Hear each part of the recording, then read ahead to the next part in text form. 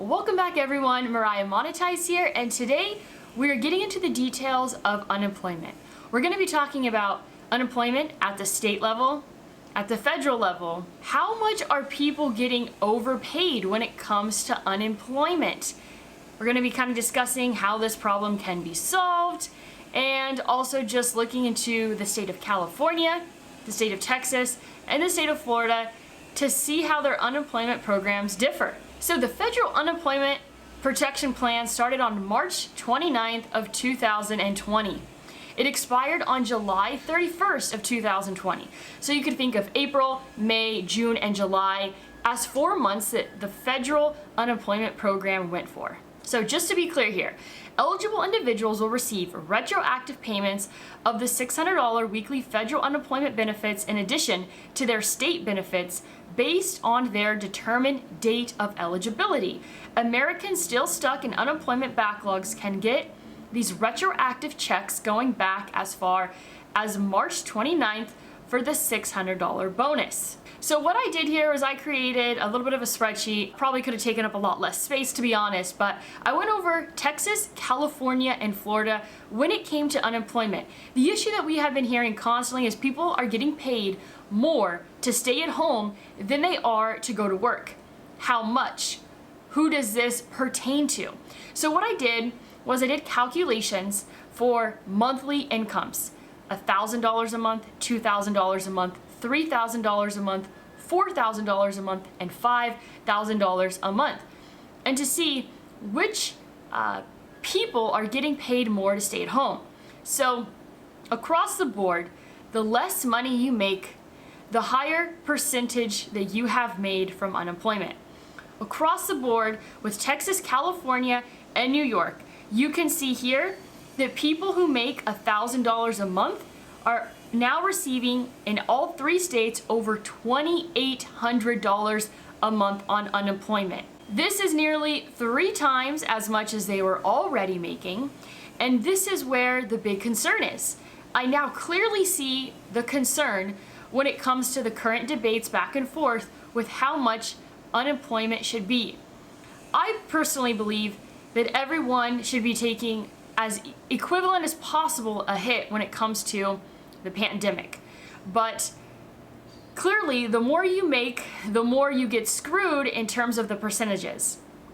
You could see here that someone making $2,000 a month across the board in all these states is making over $3,300 a month on unemployment.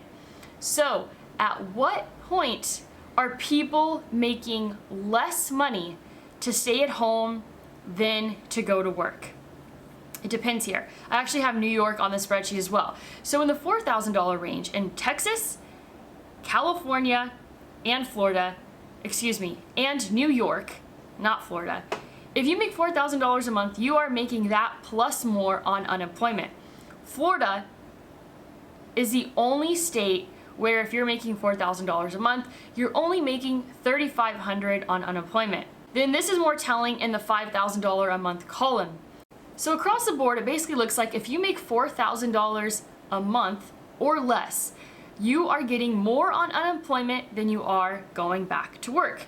But anything over $4,000, you are getting about equivalent if you're in the $4,000 to $5,000 range. And if you're getting paid $5,000 a month or more, that's when you are earning significantly less of your original income. This right here is a big issue. And it makes sense now why there is so much back and forth between Republicans and Democrats when it comes to deciding the unemployment rate at the federal level. We know that Democrats have been pushing for the original $600 a month.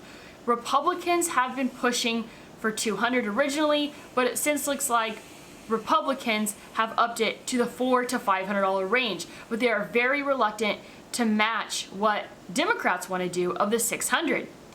And obviously, that's why. So the truth of the matter is that if you are someone who makes $4,000 or less a month, you have been good up to this point. If you are someone who has made between $1,000 and $2,000 a month, you should technically have excess money. I'm hoping these people didn't spend this money like helicopter money. to be honest with you, I think that they need to tier the unemployment because you could see just how many discrepancies there are. And no one should be getting paid 3 times as much to stay at home than to be back at work. So I thought it would be a great idea just to actually see how much more people are making staying at home versus being at work. We've been hearing this in the media over and over again, so I thought it'd be a good idea to actually run the numbers and see exactly where the issues are. The truth of the matter is that the federal unemployment insurance should be based on someone's income. But it's pretty crazy that the government doesn't have the means to do those calculations in a timely manner to pay people out maybe somewhere between 70 and 80% of their original income. I personally had no idea what it was like, the unemployment numbers, because I'm self-employed, even though I think you actually can get benefits if you are a self-employed person. I've been an entrepreneur my entire life, so I don't know what it's like to ever file for unemployment, which is something that I'm thankful for, but I've always had my own business and not necessarily paid into unemployment because for most of my businesses, I did not take a salary. So that's all I have for you today. I hope you found value in this video. Don't forget to hit the subscribe button. I am giving away a free Ledger Nano S when I hit 200 subscribers, so subscribe. Stick around for my future videos so you can learn exactly how to win that free Ledger Nano S. So that's all I have for you today. Don't forget to find the links down below to get free Bitcoin, free stocks on Robinhood and Webull, and as always, go out there and create a portfolio that you love.